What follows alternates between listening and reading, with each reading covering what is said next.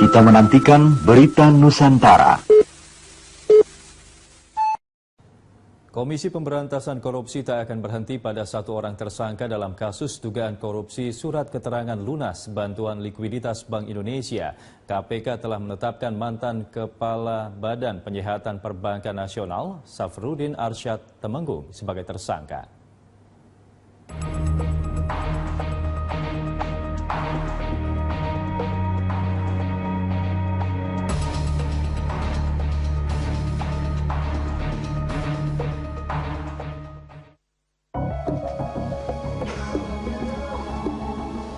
KPK menetapkan Ketua Badan Penyihatan Perbankan Nasional atau BPPN periode 2002-2004 Safrudin Arsyad Temenggung sebagai tersangka kasus bantuan likuiditas Bank Indonesia atau BLBI.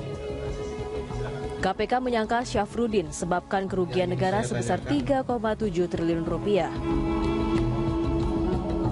Pada Mei 2002, Safrudin meminta persetujuan Komite Kebijakan Sektor Keuangan melakukan perubahan litigasi terhadap kewajiban obligor menjadi restrukturisasi. Proses litigasi itu terhadap kewajiban obligor Syamsul Nur Salim menjadi 4,8 triliun rupiah. Selanjutnya kewajiban sebesar 1,1 triliun dinilai sustainable dan ditagihkan ke obligor. Namun kewajiban sebesar 3,7 triliun rupiah tidak dibahas dalam proses restrukturisasi. Uniknya, pada April 2004, Safrudin malah mengeluarkan surat pemenuhan kewajiban berupa surat keterangan lunas bagi Syamsul Nur Salim atas kewajibannya terhadap BPPN.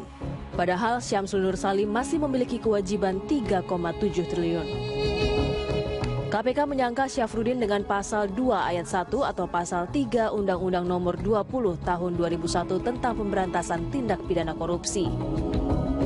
Pada bulan April 2004, tersangka SAT selaku Ketua BPPN mengeluarkan surat pemenuhan kewajiban pemegang saham terhadap Syamsul Nur Salim atas kewajibannya kepada BPPN.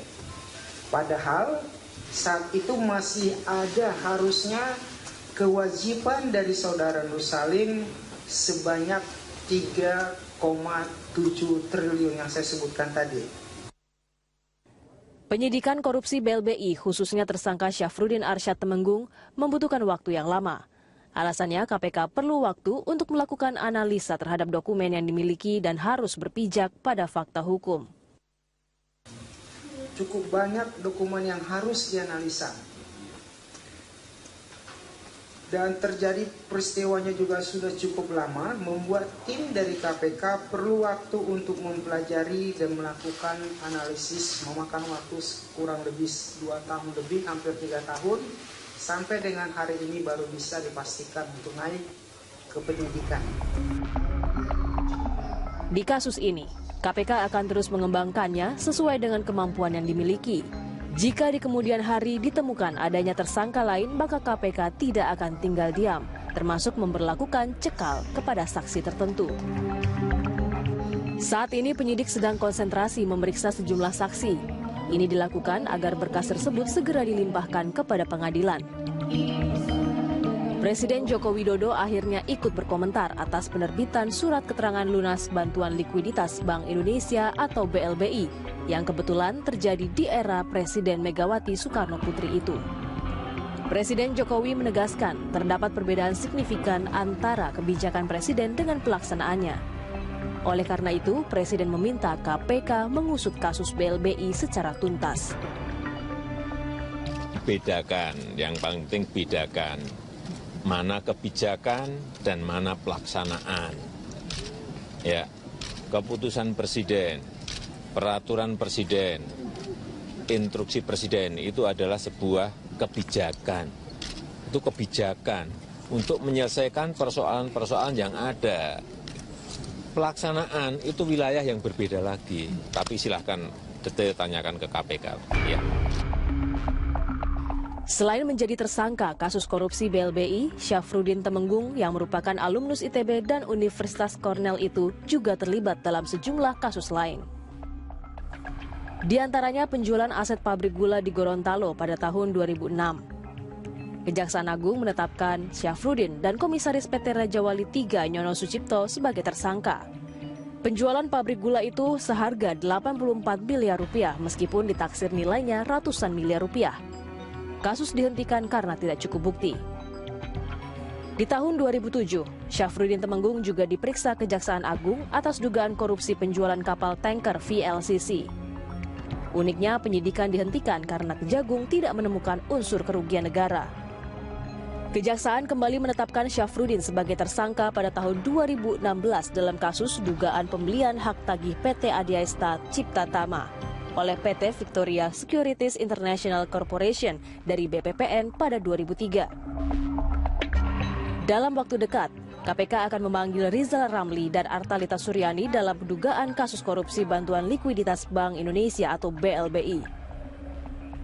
Di kasus ini, KPK membutuhkan keterangan 3 orang saksi. Satu saksi telah memenuhi panggilan sebelumnya, yakni Kwik Kiangi. Sementara 2 saksi lainnya, yakni Rizal Ramli dan Artalita Suryani, akan diperiksa guna pengembangan penyidikan. KPK juga akan memeriksa beberapa menteri periode tahun 2002-2004 ketika kasus ini mencuat. Tak hanya itu, KPK juga berkoordinasi dengan Badan Pemeriksa Keuangan untuk menghitung kembali jumlah kerugian negara. Hingga kini KPK telah menetapkan 2 orang tersangka. Sampai dengan kemarin kita sudah melakukan pencegahan tersangka ke luar negeri untuk 6 bulan ke depan. Kita sudah memanggil 3 saksi, baru 1 saksi yang kita periksa itu Pak Kwik Kiangi yang minggu lalu hadir. Untuk saksi lain seperti Rizal Ramli dan Artalita Suryani yang sudah kita panggil akan dijadwalkan ulang, akan kita panggil kembali. Khusus terkait Artalita Suryani, ia disebut terlibat dalam kasus korupsi bantuan likuiditas Bank Indonesia. Artalita Suryani merupakan pengusaha yang membantu penyuapan Ketua Tim Jaksa Penyelidik kasus BLBI untuk menghentikan pemeriksaan terhadap bos Bank Dagang Negara Indonesia, Syamsul Nur Salim. Pada tahun 2007, Artalita menghubungi pihak kejaksaan untuk menutup kasus BLBI yang menjerat Syamsul Nur Salim. Artalita menyuap Ketua Tim Jaksa Penyelidikan kasus BLBI, Urip Trigunawan. Saat itu, Syamsul Nur Salim diduga terlibat korupsi pidana penyerahan aset pemegang saham bank penerima BLBI kepada BPPN. Bantuan likuiditas Bank Indonesia dikucurkan pertama kali pada era Presiden Soeharto di tengah krisis keuangan tahun 1997.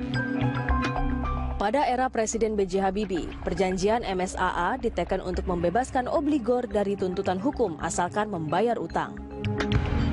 Pada tahun 2000, Presiden Gus Dur merevisi MSAA. Debitor dapat dituntut bila aset yang diserahkan kurang dari utang. 5 Agustus 2000, audit BPK terhadap BLBI rampung. 29 Mei 2001, Syamsul diizinkan berobat ke Jepang. Setelah sempat ditahan lalu tidak kembali.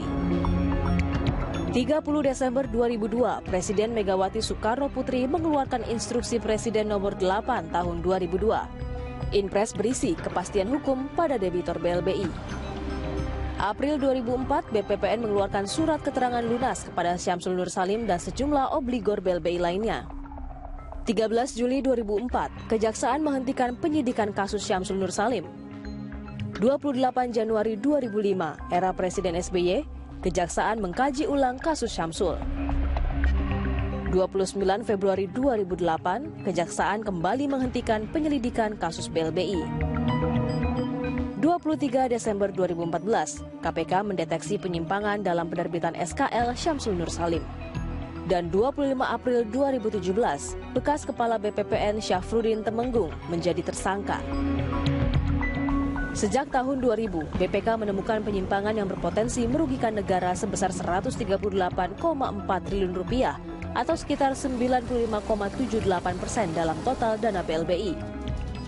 Fitra atau Forum Indonesia untuk Transparansi Anggaran optimistis KPK mampu membuka kembali kasus ini, termasuk mengungkap kerugian negara lainnya. Kasus di BLBI harus dibongkar karena telah menjadi skandal kejahatan ekonomi terbesar dalam sejarah pemberantasan korupsi, meski terjadi 17 tahun lalu. Paling tidak bisa cukup konsisten lah di dalam di dalam menjalankan titahnya dalam pemberantasan korupsi, terutama untuk kasus BLBI. Pada era Presiden Megawati Soekarno Putri sempat keluar Instruksi Presiden Nomor 8 Tahun 2002. Impres itu berisi kepastian hukum pada debitur BLBI untuk membayar utang kepada negara. Di sana hanya menyebutkan bahwa mereka dapat surat keterangan lunas dengan membayar 30% tunai, 70% dalam bentuk aset.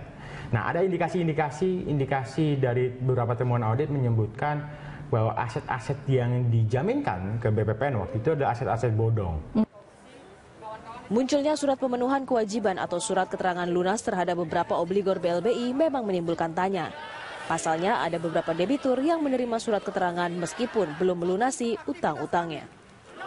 Kalau memang sudah melunasi, ya wajar kalau diberikan surat keterangan lunas gitu. Persoalannya ada beberapa yang belum lunas, kok sudah dikasih gitu loh. Jadi saya kira KPK itu sangat tertarik kenapa sampai itu bisa terjadi. Komisi Pemberantasan Korupsi harusnya tidak berhenti hanya pada satu orang dalam kasus surat keterangan lunas BLBI. KPK harus terus mengusut kasus ini dan mengungkap kemungkinan tersangka lain. Nah, KPK harus punya keberanian untuk menuntaskan tidak hanya di kasus Syafruddin, tapi juga kasus-kasus yang lain. Prinsipnya adalah tidak hanya bongkar, tapi juga menuntaskan. Upaya pengungkapan kasus surat keterangan lunas BLBI sangat mungkin dilakukan, mengingat Syafruddin Temenggung merupakan pintu utama untuk membongkar keterlibatan pihak lain. Tim Liputan Berita 1.